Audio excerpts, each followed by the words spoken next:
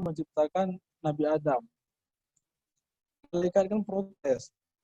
Kenapa engkau ciptakan makhluk yang mereka akan saling menumpah darah, membuat kerusakan dan sebagainya. Walaupun kenyataannya benar sekarang manusia saling ya menumpah darah lah, perang di mana-mana. Tapi ada yang malaikat nggak tahu dari Nabi Adam gitu. Ketika Allah mengajarkan Nabi Adam nama-nama berbagai apa saja berbagai benda dan sebagainya itu, barulah malaikat sadar ternyata penciptaan manusia ini ada hikmahnya, ada manfaatnya yang malaikat nggak tahu gitu. Sehingga malaikat bertobat dan meminta ampun kepada Allah. Kemudian corona ya. Corona yang sekarang Allah ciptakan ini, makhluk Allah pasti ada manfaatnya. Yang sekarang kita rasakan dengan adanya virus corona ini, ya membangun kedekatan dengan keluarga. Yang tadinya ayah, anak, istri kadang-kadang jarang bertemu, berkumpul, sekarang berkumpul di rumah setiap hari. Ini hikmahnya. Kedekatan semakin terasa. Yang dulu orang sibuk dengan pekerjaan. Kemudian membangun jaringan lebih luas. Nah, ya ini di satu sisi membuat kita nggak bisa kemana-mana, di sisi lain kita semakin luas dalam dalam membuat jaringan. Gitu. Nah, seperti yang sekarang kita lakukan. Gitu. Saya juga nggak menyangka akhirnya kita bisa bertemu melalui media yang seperti ini, di forum yang seperti ini. Ini karena hikmah daripada corona.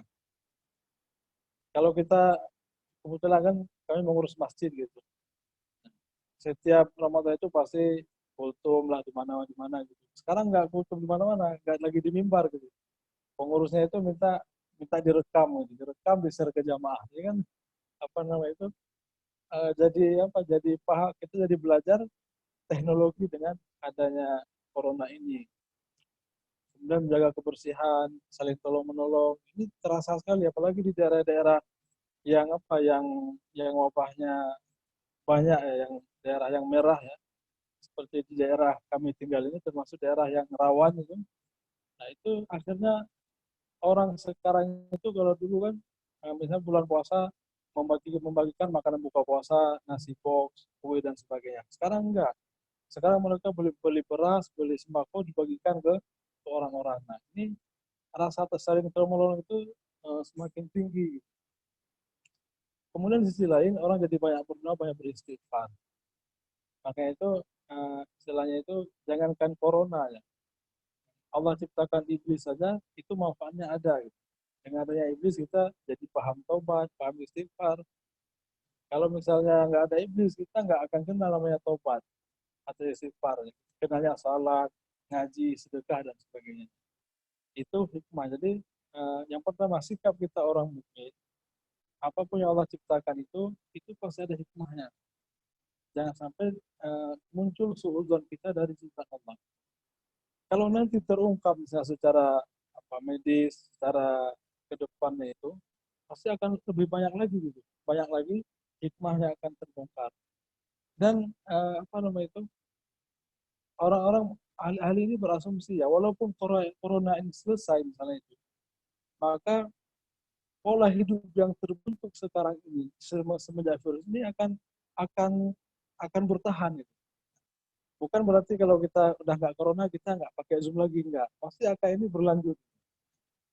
Walaupun corona selesai orang tetap itu akan yang sekarang didapat hikmahnya itu akan bertahan. Jadi nanti akan ada pola hidup yang berbeda setelah virus corona. Itu juga mengajarkan kita supaya siap-siap untuk selalu mengikuti perubahan. Itu corona selaku makhluk Allah. Kemudian yang kedua, virus corona sebagai sekarang kan yang kita kenal virus corona ini membawa penyakit atau wabah. Kalau kita lihat dalam Al-Quran itu penyakit ya, penyakit, misalnya kisah tentang penyakit. Mungkin kalau ada yang lain silakan. Yang saya temukan itu adalah kisahnya Nabi Ayub. Beliaulah Nabi yang diuji dengan penyakit yang sangat dahsyat. Itu Nabi Ayub. Di dalam surah Al-Anbiya dan surah Sad Allah menceritakan tentang Nabi Ayub. Wa ayyuba idnada rabbahu anni massani yadhurru wa anta arhamur rahimin. Sampai Nabi Ayub setelah itu berdoa kepada Allah karena saking dahsyatnya penyakit yang dia derita gitu, penyakit kulit. Jadi memang yang membawa setan. Ya. Wadhkur abdana ayyuba idnada rabbahu anni massani syaitanu binusbi wa azab. Memang yang memberikan penyakit itu setan. Kalau kita buka kita tafsir, Nabi Ayub orang yang sangat banyak itu hartanya banyak, anak-anaknya banyak, keturunannya, kebunnya luas, kemudian ternaknya juga banyak. Tapi dia selalu bersyukur, bersedekah, selalu takarub kepada Allah. Sehingga setan ini minta izin kepada Allah untuk menggoda Nabi Ayub. Pertama dimusnahkan hartanya. Nabi Ayub tetap taat. Kemudian dimusnahkan keturunannya. Nabi Ayub tetap taat. Kemudian beliau diberikan penyakit yang sedemikian rupa. Sampai-sampai istri beliau sendiri yang sangat setia, akhirnya itu nggak sabar gitu. Tapi Nabi Ayub bersabar. Sampai Allah menyebutkan ni'mal abdu, hamba yang paling indah, paling bagus. Nah, ini adalah Nabi Ayub alaihissalam. Jadi tentang penyakit sebagai ujian itu sepertinya itu hanya menimpa Nabi Ayub. Silakan nanti kalau misalnya ada ayat lain yang menjelaskan ada juga penyakit-penyakit yang lain yang Allah jadikan sebagai ujian. Makanya saya secara pribadi lebih cenderung melihat corona ini sebagai ujian daripada melihat sebagai sebagai azab, sebagai tentara Allah dan apalagi kiamat sudah dekat. Nah, itu mungkin ya terlalu cepat. Nah, terlalu cepat untuk menentukan kiamat sudah dekat. Makanya kan Nabi mengatakan kalau akan kiamat nanti orang kaya semua. Kalau akan kiamat ya. Sekarang kan orang miskin masih banyak. Nah, kemudian masih ini wabah ini sebagai ujian ya. Dan ujian ini sesuatu yang sudah haruslah, sesuatu yang pasti menimpa manusia. Apakah semua kelompok manusia pasti diuji oleh Allah. Dalam surah Al-Baqarah ayat 105 Allah berfirman, "Walanabluwannakum bisyai'in minal khawfi wal ju' wa naqsin minal amwali wal thamarat wa basyyiris sabirin." Dan sungguh kami akan memberikan ujian kepada kalian bisyai'in. Di dalam ilmu tafsir disebutkan bisyai'in qalil, dengan sedikit ya. Sedikit rasa takut, kemudian lapar. Ini juga kalau kita lihat susunan ayatnya ini sangat indah sekali. Disebutkan dulu rasa takut. Kita takut dengan corona ya. Karena ketakutan seluruh dunia akhirnya menyebabkan ekonomi yang merosot. Naqsi minal amwal, harta berkurang, anfus, banyak yang meninggal, dan buah-buahan. Jadi istilahnya itu akan lebih tepat kalau disebutkan bahwa virus corona ini merupakan ujian yang Allah berikan kepada umat manusia, terutama kepada kita umat Islam, orang-orang yang beriman. Nabi juga menyebutkan dalam beberapa hadis ya, at-ta'unu ayatul rijzi ibtalallahu azza wa jalla bihi nasan min ibadi. Ta'un atau wabah penyakit menular adalah suatu peringatan dari Allah untuk menguji kalimat intinya untuk menguji hamba-hambanya dari kalangan manusia. Kemudian juga karena ini sifatnya ujian ini pasti ada konsekuensinya.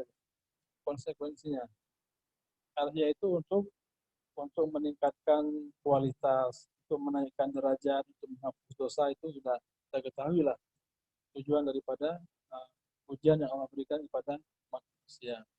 Di antaranya untuk menghapus dosa-dosa kita itu dengan ujian.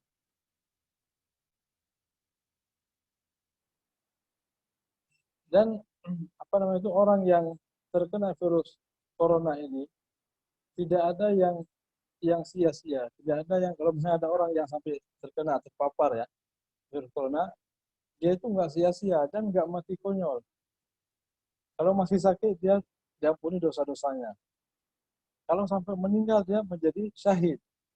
Jadi ada konsekuensinya. Allah itu nggak sia-sia orang mati dengan virus corona. Jadi walaupun yang meninggal itu dikuburkan dengan standar yang begitu ketat ya, dimakamkan oleh orang-orang medis, polisi, tentara, keluarga nggak boleh ikut, kemudian diplastikin, dikubur sedemikian rupa.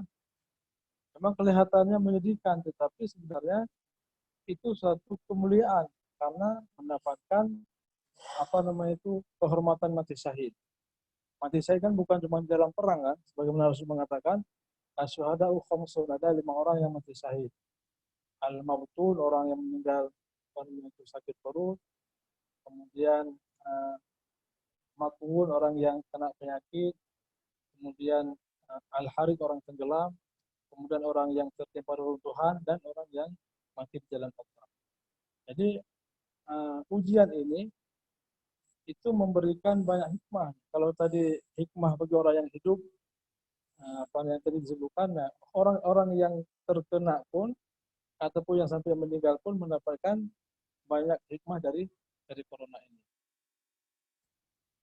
Kita lanjut yang ketiga.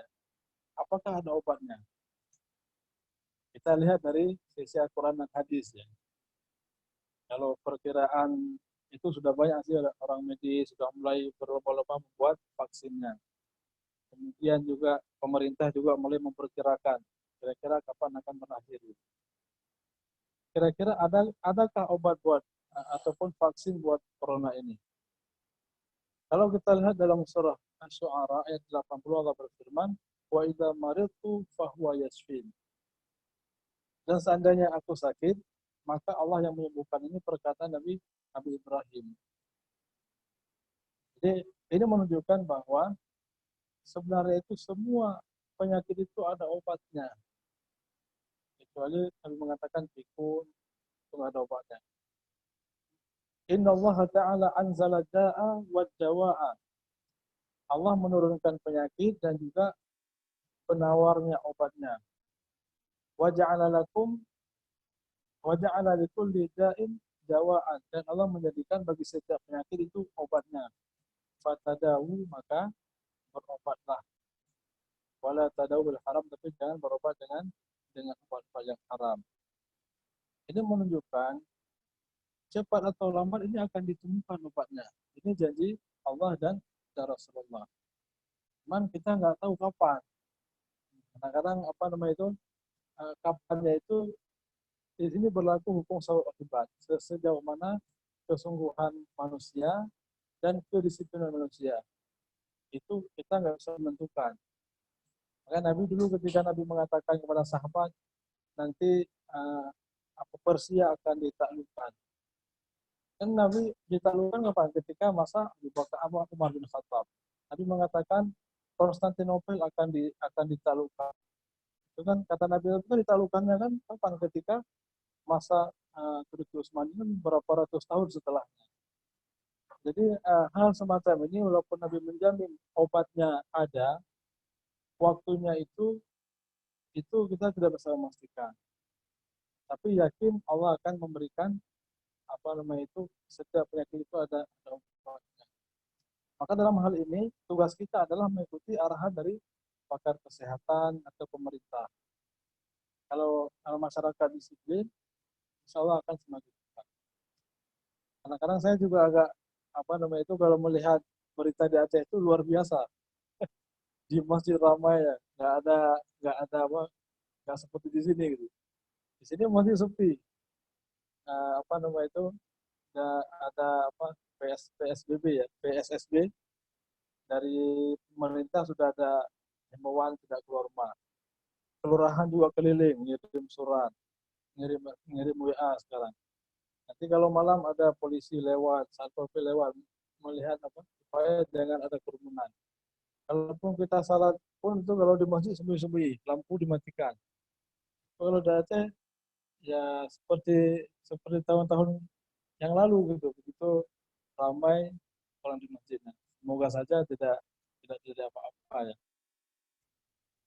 Nah, di sini ini mau tidak mau kita harus mengikuti arahan pakar kesehatan maupun pemerintah, karena memang keadaan di sini tidak seperti di daerah-daerah yang seperti Aceh yang mungkin tidak separah di sini gitu.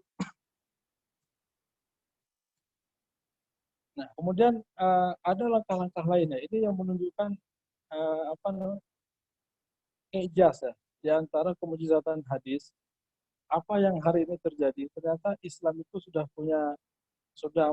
punya solusi gitu. Ini ya, Rasul bersabda bahwa wabah penyakit itu adalah ujian dari Allah kepada manusia. Faida sami'tum bihi fala tadkhulu alaihi wa idza waqa'a bi ardin wa antum biha fala tafirru minhu. Kalau kalau kalian mendengar suatu daerah ada wabah taun, maka jangan masuk ke daerah itu. Dan kalau kalian di dalamnya jangan meninggalkan daerah tersebut. Ini kan eh, nasihat yang luar biasa. Ijaz ini bisa dikatakan ijaz ilmi dalam bidang kesehatan. Ijaz, ijaz Quran ada, sekarang ijaz hadis juga ada. Nah, akhirnya semua yang setiap semakin hari kalau kita lihat, benar kata Allah, agama Islam ini akan selalu muncul gitu sebagai solusi dari semua masalah. Kemudian la yuridanna mumridun ala musihin. Janganlah kalau ini konteksnya onta yang sakit digabungkan dan onta yang sehat. Nah, ini apa namanya itu? Ini dalam rangka apa? Dalam rangka menghindari wabah ini, karena wabah kan nggak terlihat dan dia apa namanya itu menularnya dengan bersentuhan, sehingga ini menjadi solusi. Di samping nanti obat-obatan yang sebelum ditemukan, maka langkah-langkah ini juga bisa memutus. Kalau misalnya benar-benar ini disiplin dilaksanakan tanpa ditemukan obat pun, dengan sendirinya akan hilang wabah ini. Ini kehebatan daripada hadis Nabi Sallallahu Alaihi Wasallam.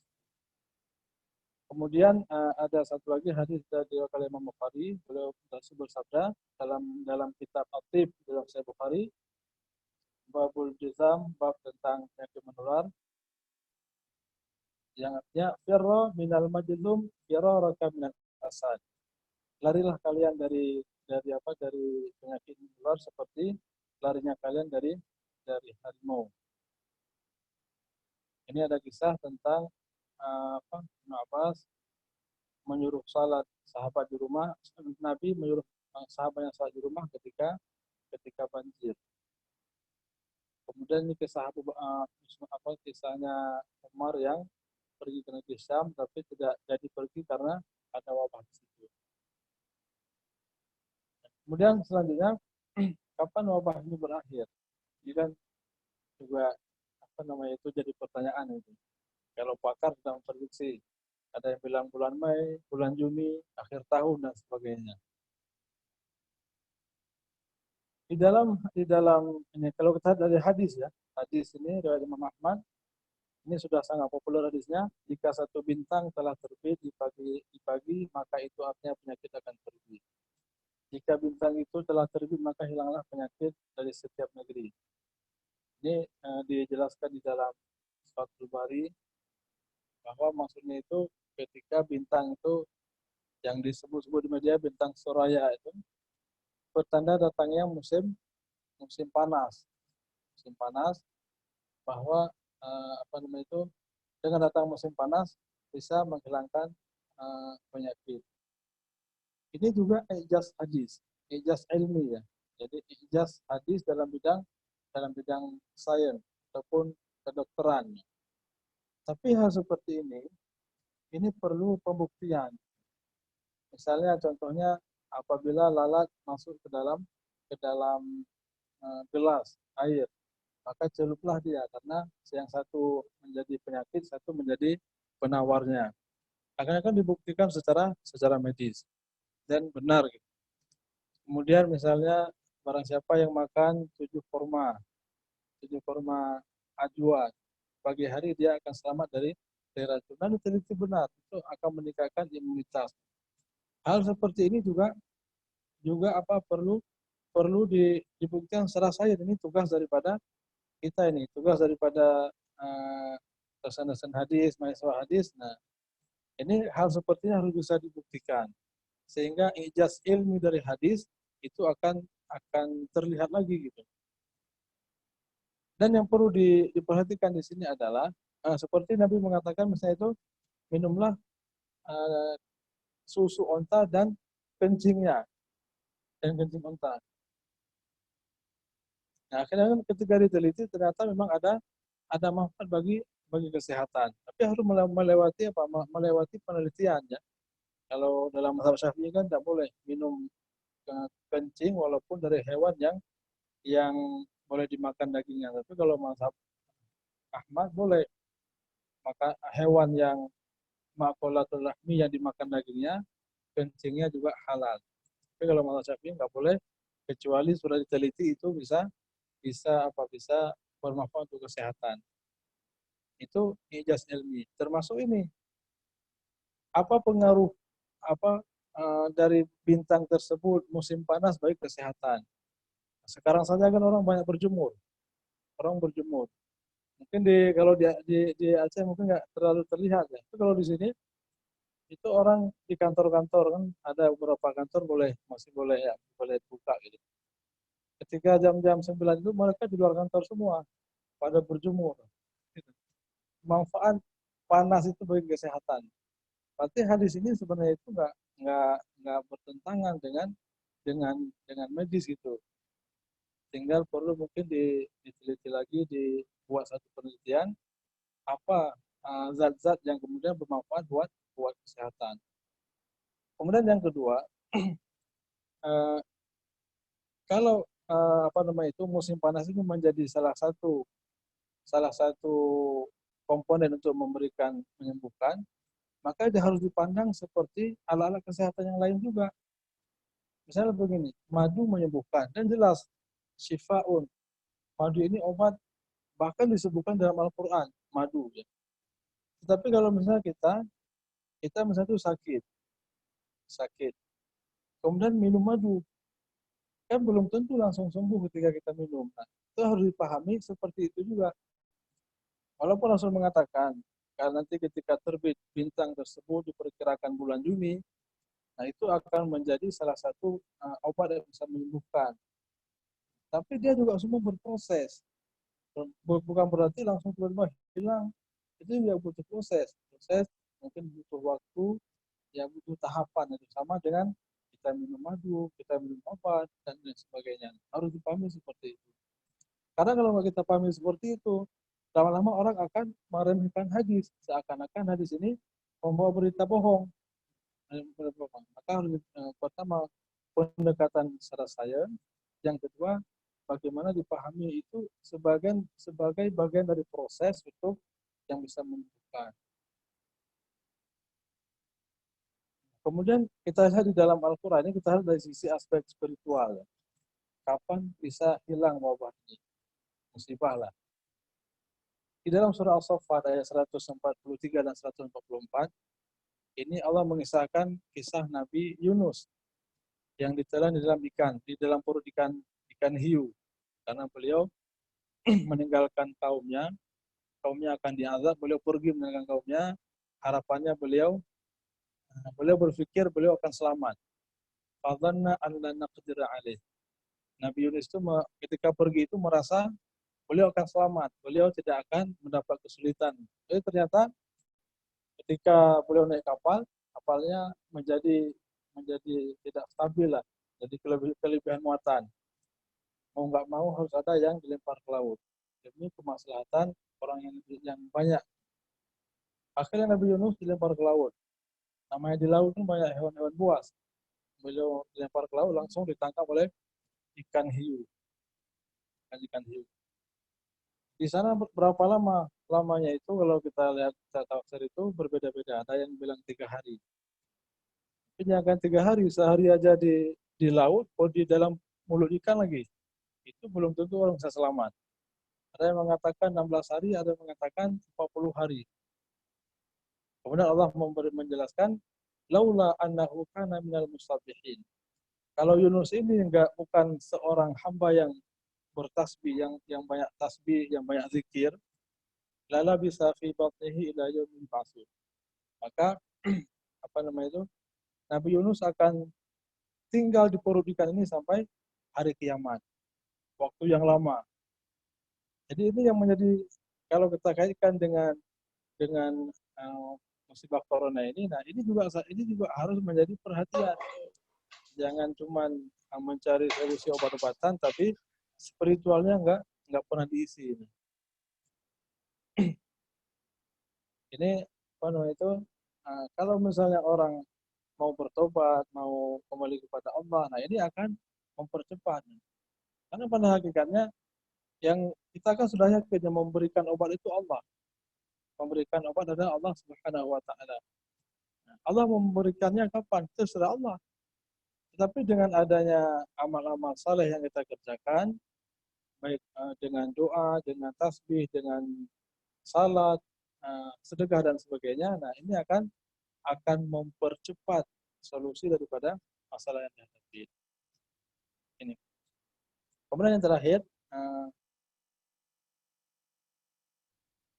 ya mungkin itu sudah. Kemudian yang terakhir ini tentang ta'arud, ya. Adakah ta'arud hadis?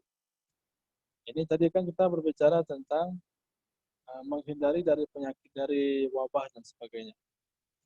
Di dalam hadis riwayat Muslim, Rasul bersabda, la adwa wala tiyarata wala hammata wala safra wala wala wala nau'un wala ghaulun, la adwa. Di dalam Islam itu tidak ada penyakit menular,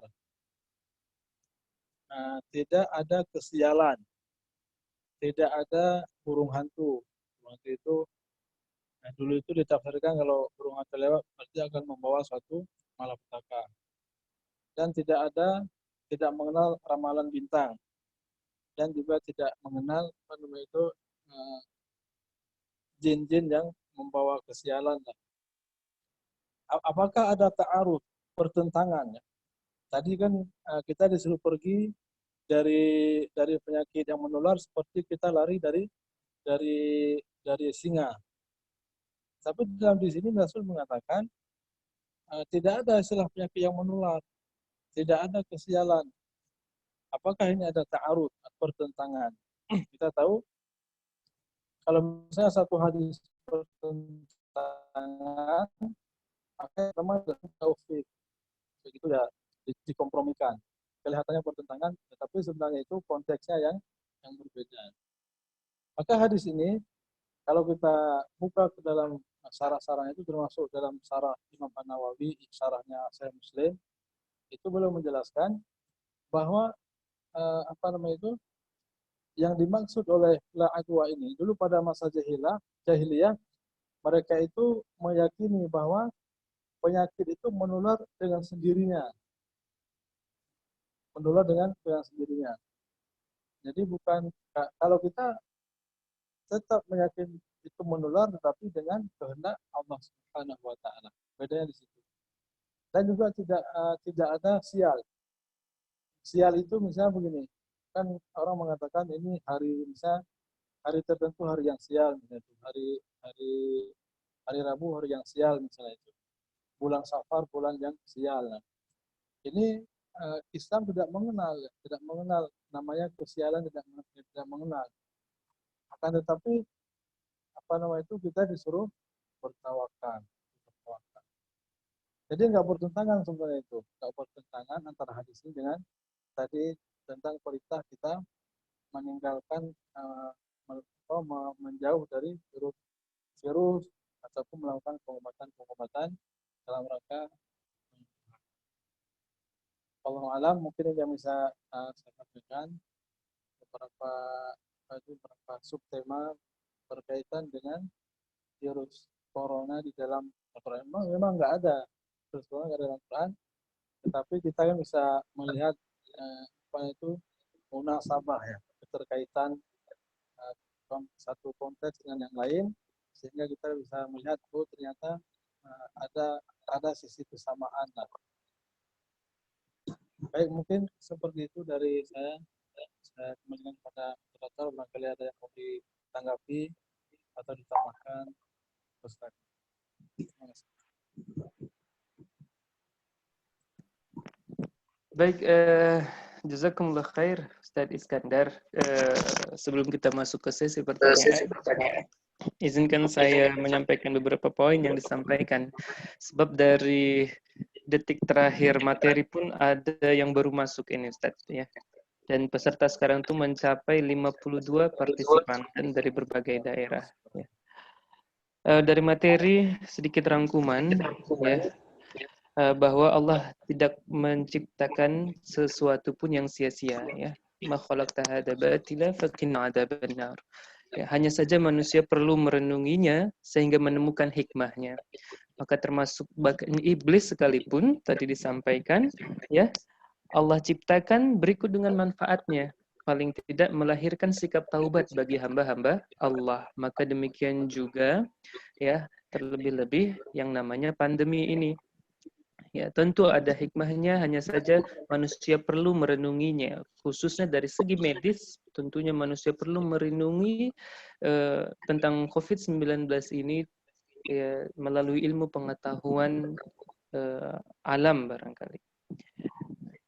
Ya, setidaknya secara sosial, COVID-19 memberi hikmah kepada kita tentang perhatian kita kepada kemajuan teknologi seperti yang saat ini kita lakukan. Ya, kita bisa bertemu dari berbagai daerah yang sebelumnya mungkin secara fisik sulit untuk bertemu dalam satu waktu yang tentu memerlukan biaya yang lebih, tapi dengan adanya work from home ini melalui media teknologi yang sedemikian maju, kita bisa bertemu, saling menyapa ya dari berbagai daerah.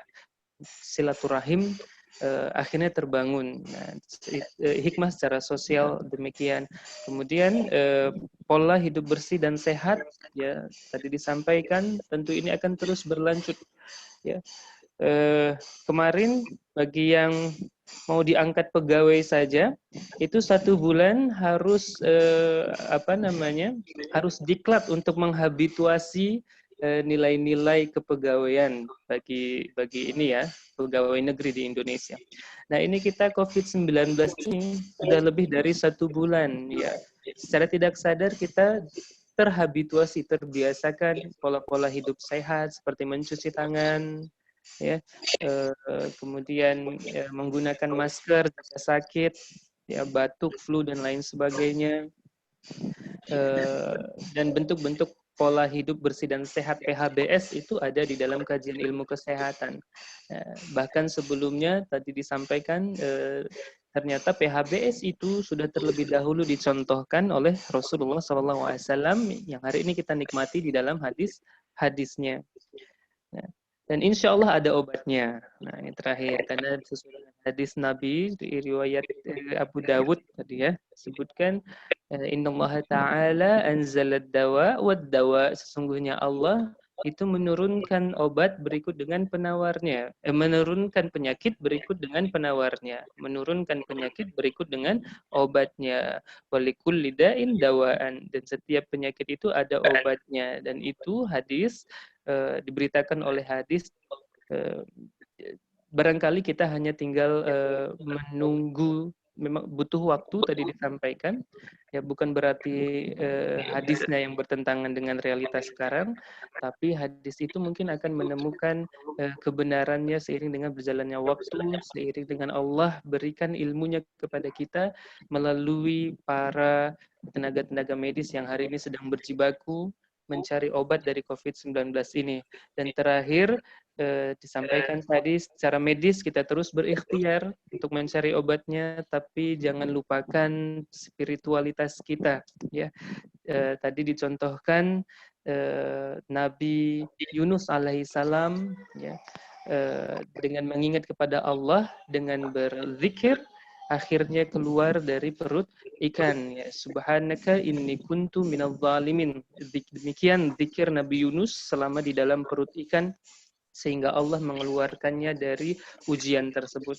Dan tadi disampaikan juga bahwa COVID ini kita sebaiknya memandang sebagai ujian, ya, bagi kaum beriman, ya, tentunya. Saya kira ini yang bisa saya rangkum dari materi yang disampaikan. Silakan jika ingin bertanya, ya boleh secara lisan. Dengan ketik dulu di chat, saya ingin bertanya secara lisan misalnya. Dan nanti kita izinkan untuk dibuka mikrofonnya. Ataupun jika malu-malu secara lisan, bisa disampaikan via chat. Ya, ini sudah ada satu penanya dan pertanyaan cukup panjang, ya. Ustadz Iskandar, kita masuk ke sesi pertanyaan, ya. Ya, silakan. Ini ada pertanyaan dari Ibu Rodami Napitupulu, ya, dosen dari IAIN Padang Sidempuan. Terima kasih Bu atas pertanyaannya. Saya bacakan saja. Ini cukup panjang nih Ustadz pertanyaannya. Ya. Ya, mudah-mudahan saya bisa menyampaikannya dengan baik, saya bisa sampai ke Ustadz, ya. Saya ingin tanya ke Ustadz Iskandar, yang saya sedih saat ini, perspektif terhadap pandemi COVID-19 ini bermacam-macam memang. Termasuk hingga saat ini simpang siur tentang sudah adanya obatnya. Nah, saya dengar dari berita sudah ada obatnya dan sangat mahal, bahkan bisa menghabiskan triliunan rupiah. Belum lagi defisit ekonomi, semua anggaran belanja dipotong. Bagaimana menyikapi ini sebagai kita manusia biasa, masyarakat biasa? Pemerintah nampaknya merasa sudah berbuat, tapi bahkan yang mati kelaparan diam di rumah ini juga ada. Tentu pemerintah yang harusnya kita dukung malah sekarang berbalik arah seolah-olah tidak seperti yang diharapkan rakyatnya. Mohon pencerahan, apakah rakyat harus gotong royong beli obat COVID-19 yang harganya triliunan itu, atau harus bersikap bagaimana ya? Haruskah menyelamatkan diri masing-masing saja? Demikian pertanyaan dari Bu Rodame dari IAIN Padang Sidempuan. Barangkali langsung ya Ustadz, ya, ditanggapi. Ya, ini sudah ada masuk juga pertanyaan yang lain, atau gimana? Saya tanya ke Ustadz. Boleh dibaca satu lagi, Nak? Dibaca satu lagi, ya. Nah, pertanyaan dari Arif Rahman. Ya, Assalamualaikum, saya Arif Rahman dari SMK 2 Padang Panjang. Oh, Masya Allah, dari Sumber. Ya. Ingin menanyakan bagaimana hukum apabila kita meninggalkan salat Jumat pada saat pandemi COVID-19 ini. Sekian, terima kasih Ustadz. Baik, demikian Ustadz pertanyaan yang masuk. Mohon ditanggapi. Terima kasih atas pertanyaannya. Nanti kalau kurang boleh dibantu sama yang lain. Pertama berkaitan dengan kondisi saat ini yang kalaupun sudah ada obatnya mahal sekali, sementara kondisi ekonomi itu semakin terpuruk, ya. Dan sebelum beli obat pun sudah terpuruk, ya, ekonomi kita sudah benar-benar sangat terpuruk. Memang kalau dijawab dari sisi ekonomi, apalagi diserahkan ke pemerintah, mungkin semua negara menjadi kewalahan. Kalau misalnya akhirnya masyarakat punya kesadaran tadi bergotong royong untuk membeli vaksin itu sebenarnya sangat bagus sekali. Bukankah kita ini pada hakikatnya ini min dzakarin wa unsa, kan begitu. Inna khalaqnakum min dzakarin wa unsa.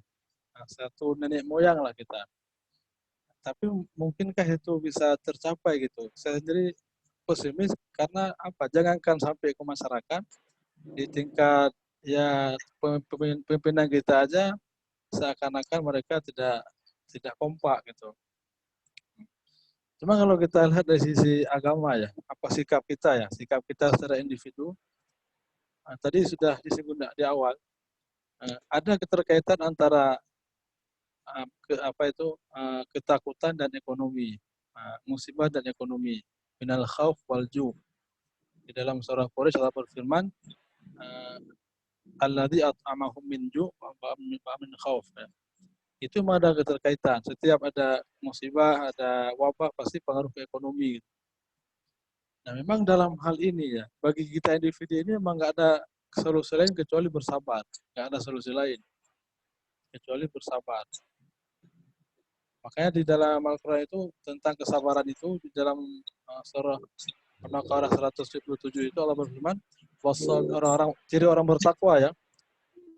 Wasabirina fil ba'sa'i wad-dharra'i wa hinal ba's. Jadi orang bertakwa di dalam surah Al-Baqarah ayat 177. Yaitu orang-orang yang bertakwa, orang yang sabirin, sabar fil ba'sa'i, dalam keadaan sempit. Ditafsirkan di situ siddatul faqri, benar-benar miskin. Itu orang yang bertakwa. Kemudian wad-dharra, dalam keadaan sakit, menderita. Wa hinal ba's, dan dalam keadaan peperangan. Nah, itulah orang yang bertakwa. Memang sabar itu, gampangnya sabar itu mungkin kita bisa contohkan ketika Nabi itu meninggal anaknya Ibrahim ya. Itu kan beliau sedih sekali. Karena Nabi itu umurnya sudah 60 tahun, sekitar 60 tahun. Anak-anak yang lain itu sudah meninggal semua. Ibrahim, Qasim, Abdullah, kemudian Ummu Kalsum, Ruqayyah, Zainab, tinggal Fatimah saja, anak Rasul yang masih hidup. Tiba-tiba lahir Ibrahim dari Maria Al-Qibtiyah itu. Dan di umurnya yang 1,5 tahun meninggal. Maka kesedihan luar biasa sampai Nabi itu menangis. Sampai Nabi menangis dan sahabat kaget, Nabi kok sampai menangis itu. Maka Nabi mengatakan beliau sedih gitu. Dan beliau bersabar. Kunci kesabaran adalah wa an la naqula ma yuskhitar rabbah. Bahwa sabar kita itu jangan sampai kita mengucapkan, melakukan perbuatan yang mendatangkan murka Tuhan. Itu standarnya seperti itu. Jadi kalau kita misalnya itu miskin sekali, jangan sampai mencuri misalnya seperti itu. Nah, kita susah sekali, jangan sampai kemudian mencela Allah. Nah itulah memang nggak ada cara lain kecuali bersabar kalau keadaan semakin buruk. Tapi kita harus optimis, pasti ada jalan keluar gitu, pasti ada jalan keluar. Pasti Allah berikan jalan keluar dari masalah ini. Nggak boleh berputus asa. Nggak boleh berputus asa. Allah berfirman, ala inna nasrallahi qarib. Bukankah itu pertolongan itu sangat dekat, pertolongan Allah. Tidak boleh berputus asa. Nah, karena dengan mendekatkan diri dengan kesabaran dan keimanan, kita diberikan rasa tenang.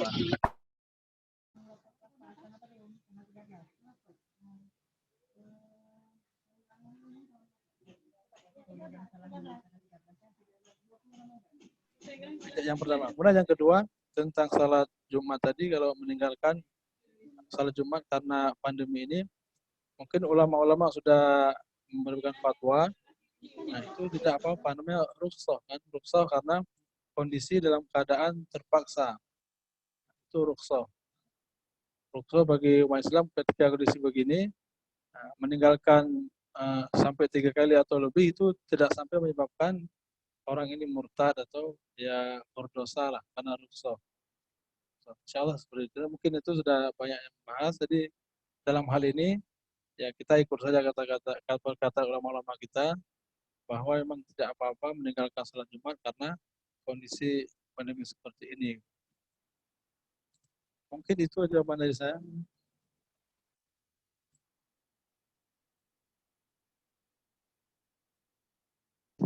Baik, terima kasih Ustadz.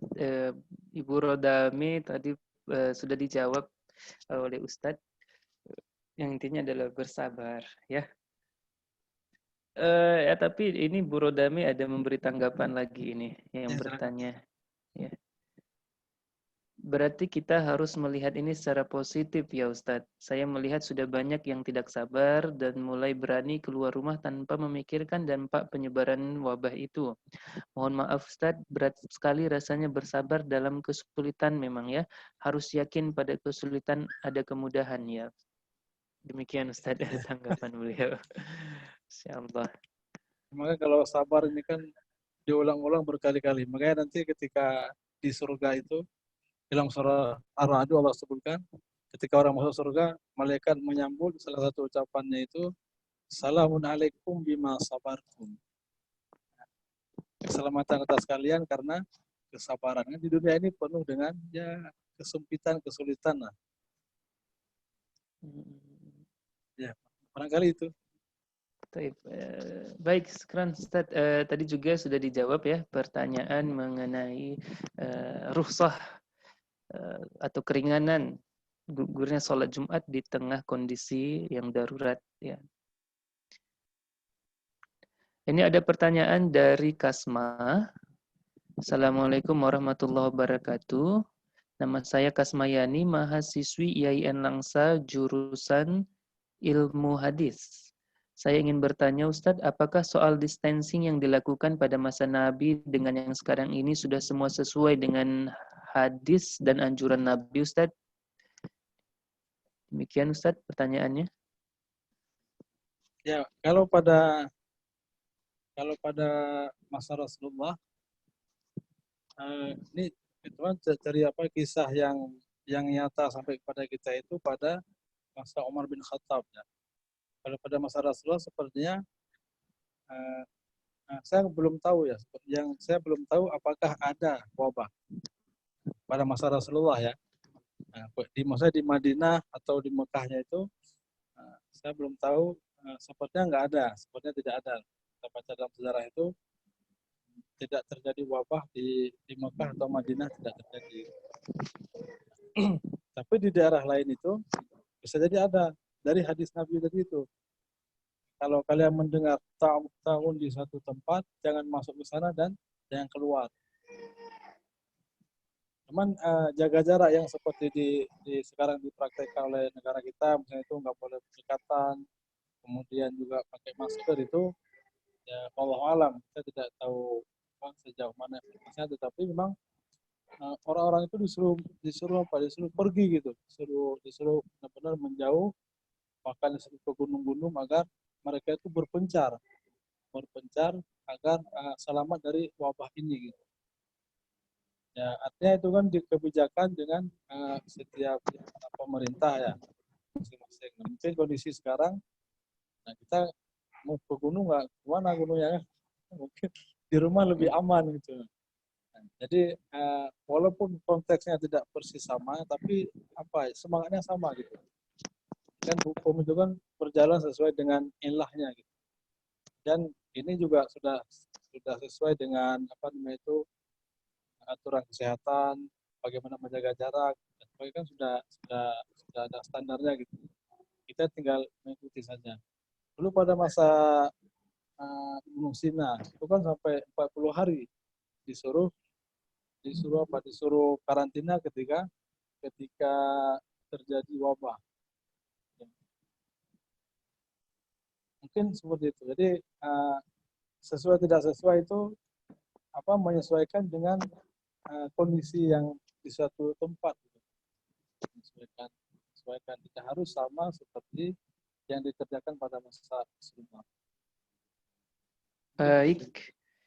Baik, Masya Allah, diskusi semakin hangat, semakin banyak yang ingin bertanya ini Ustaz. Tapi sebelum kita lanjutkan ke pertanyaan-pertanyaan berikutnya, kepada seluruh peserta yang hadir di meeting room ini, dimohonkan untuk mengisi absen.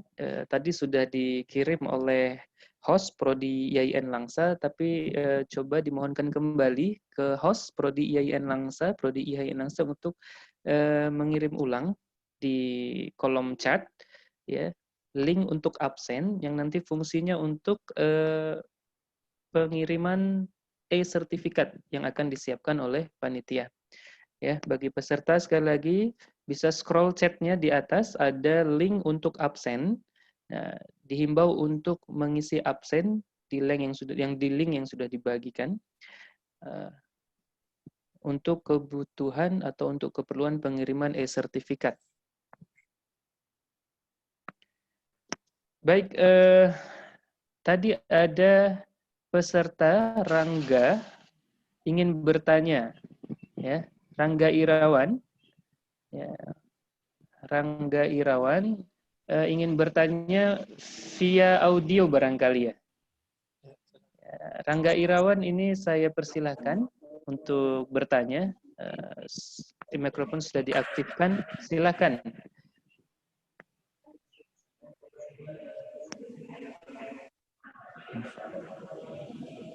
Mungkin sebutkan nama, kemudian dari mana. Silakan Rangga Irawan.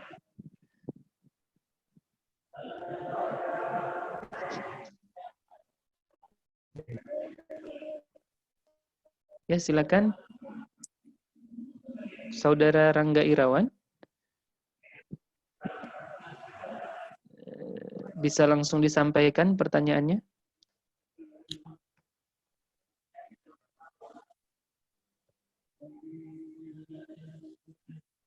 Baik, sepertinya ada kendala teknis. Silakan dicoba lagi nanti Saudara Rangga Irawan. Ya, ada pertanyaan.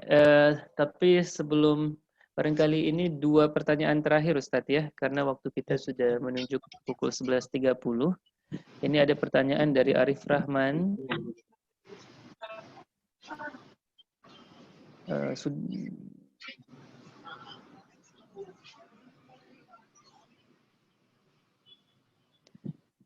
Pertanyaan dari Arif Rahman. Saya Arif Rahman dari SMK 2 Padang Panjang ingin bertanya bagaimana cara Islam melawan pandemi COVID-19 pada saat sekarang ini. Ya, sepertinya silakan Ustadz, barangkali sedikit diulang lagi barangkali, sepertinya sudah dijelaskan tadi ya, tapi nggak apa-apa Ustadz mumpung karena sudah ditanyakan. Cara Islam tadi sudah disebutkan, cara Islam menangani wabah ya. Nabi sendiri sudah mengajarkan, mengarahkan. Pertama, jangan masuk ke daerah yang terkena wabah. Itu istilahnya itu langkah pencegahan. Kalau orang sudah di dalam tempat tersebut, maka jangan keluar lagi. Karena itu sekarang di Jakarta itu trennya sudah menurun gitu, tapi pindah ke daerah Jawa Timur, Jawa Barat itu semakin banyak, Jawa Tengah itu, seluruh di Jakarta, Tangerang itu sudah mulai stabil lah. Jadi ya, yang sudah masuk jangan keluar, yang sudah di luar jangan masuk, itu langkah pencegahannya. Ya selebihnya itu usaha ikhtiar daripada ahli-ahli medis itu menciptakan obat-obatan seperti yang sekarang dikerjakan dilomba-lombakan oleh berbagai negara, ingin mencari vaksin untuk COVID-19 ini. Kemudian yang ketiga, dari sisi spiritual, banyak ibadah, zikir dan lain sebagainya. Dan juga termasuk sekarang itu kebijakan pemerintah agar semua di rumah, jangan keluar rumah lah, kecuali sesuatu yang sangat mendesak. Sebenarnya kebijakan seperti itu untuk melawan COVID-19 ini. Barangkali itu ya, tadi sudah dijelaskan juga ya, langkah-langkah yang sudah ada. Baik. Ini kami persilahkan sekali lagi Rangga Irawan. Beliau ingin bertanya secara lisan Ustaz. Ya, silakan Rangga Irawan, dibuka mikrofonnya. Kami persilahkan. Ini terakhir ya, pertanyaan terakhir. Berhubung waktu, dan kami ingat sekali lagi semua peserta mohon absen agar kita bisa proses e-sertifikatnya. Ya. Silakan Rangga Irawan. Bismillah. Assalamualaikum warahmatullahi wabarakatuh, Ustaz. Waalaikumsalam warahmatullahi wabarakatuh. Nama saya Rangga Irawan Saputra, mahasiswa STIQ Ar-Rahman, Bogor. Namun Ustaz Iskandar. Jurusan tafsir semester 2, Ustaz. Nah, Ustaz. Pertanyaan saya, Ustaz.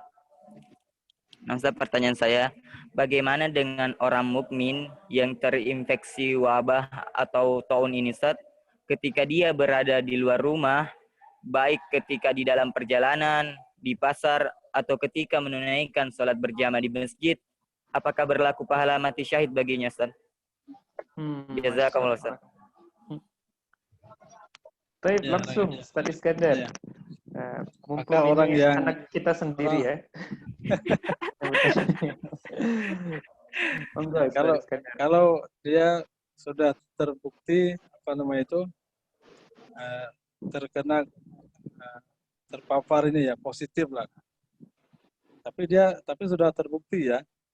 Kalau dia tidak terbukti, maksudnya kan di sini pun ada juga orang yang masih mencuri-curi gitu, maksudnya itu ya kadang rumahnya itu walaupun masjid musala ditutup, itu kan ada juga yang salah satu dua itu pengurusnya kadang-kadang salah gitu, muadzinnya itu tetap ada yang salah. Nah, kalau misalnya orang seperti ini ternyata kemudian dia positif dan meninggal, nah itu masih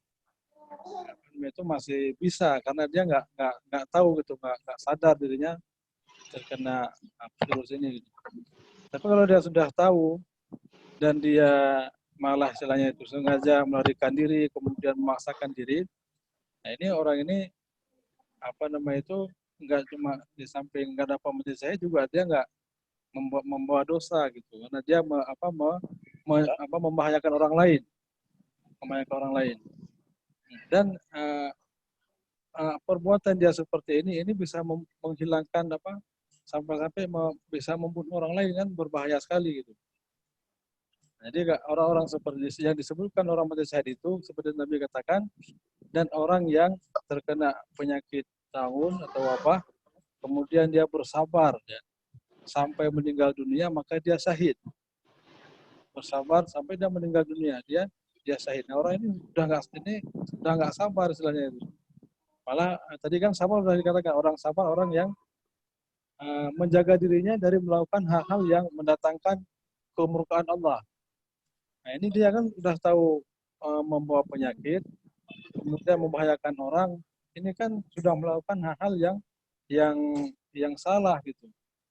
Nah, maka kita nggak bisa juga menuduh orang berdosa, tapi setidaknya syarat-syarat mati syahid ini nggak dapat, yaitu nggak sabarnya nggak ada. Gitu. Mungkin seperti itu. Baik, Ustaz. Syukran, Ustaz. Jazakallah, Ustaz. Terima kasih mahasiswa Stik Ar-Rahman Jonggol, bukan ini ya, tim Bogor. Baik, saya kira bagaimana Ibu host? Ada suara masuk. Mohon Ibu host di unmute dulu.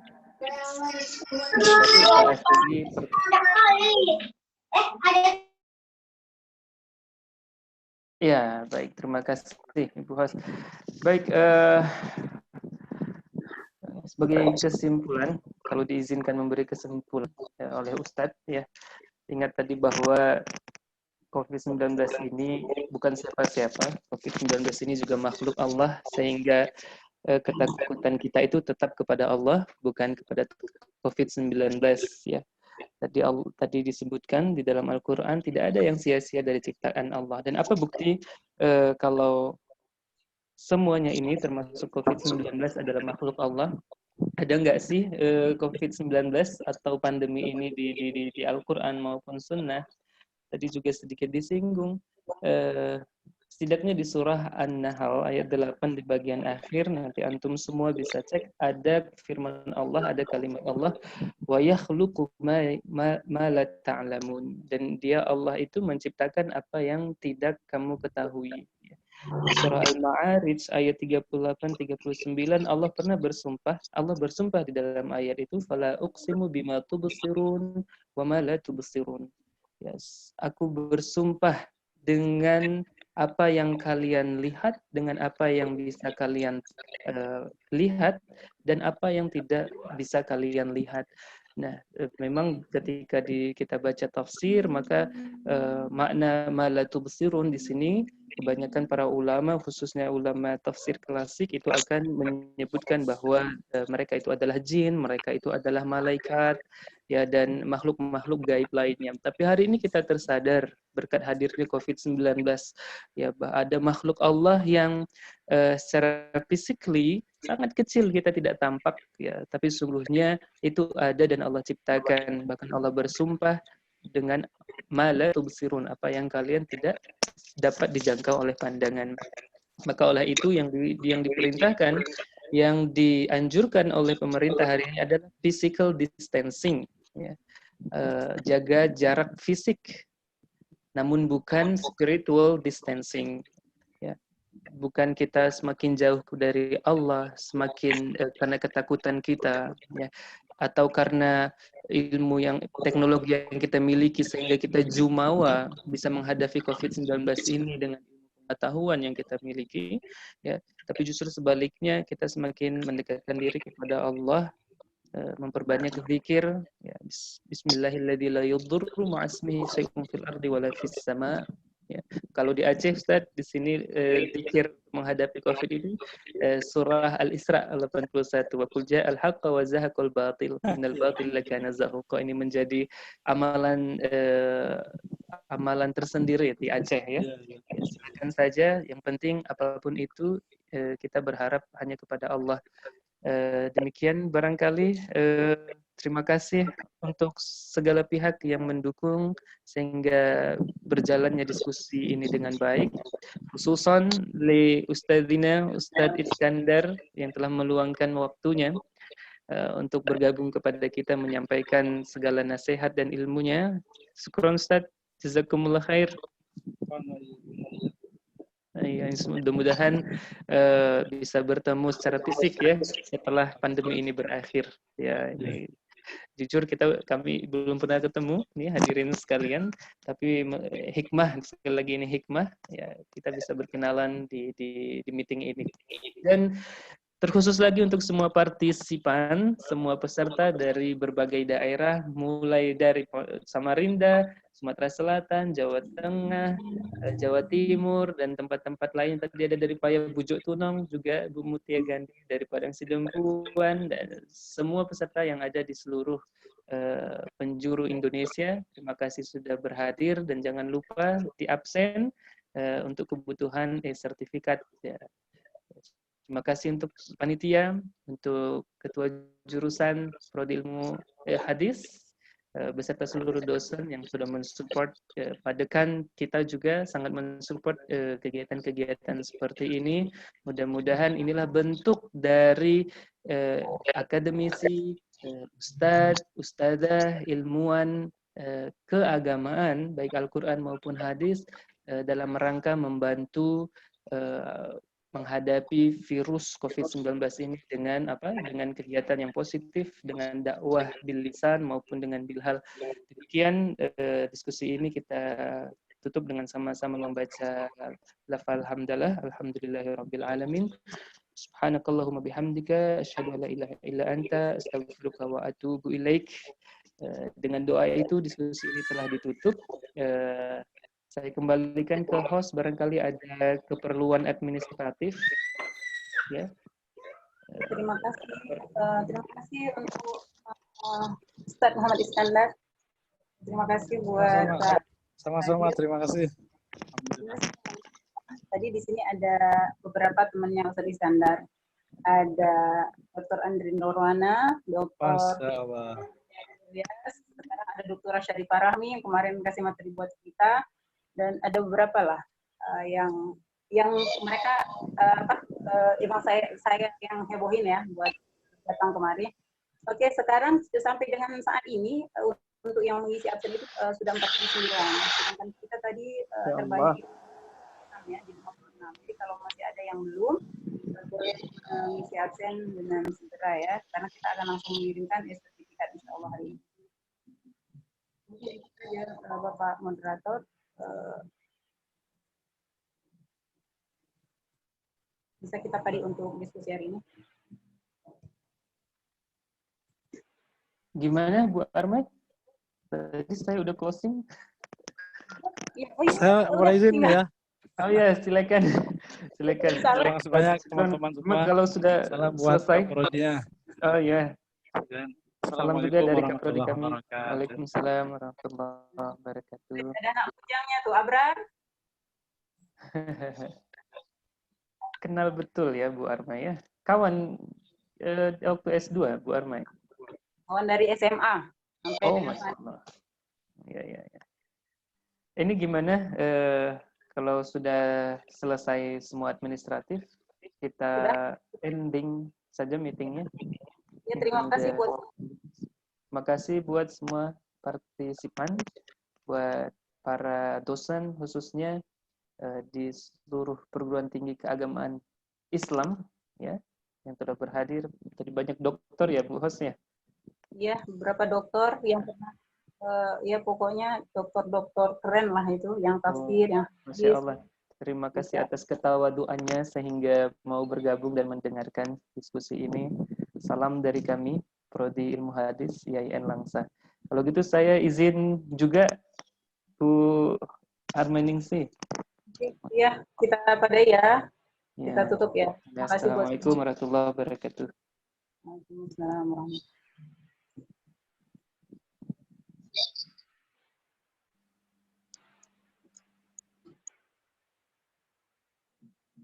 Oh, Bu Armai ini. Dewe kan, misal kon letak kan terus dua itu soalnya mesti tiga kosongan kan.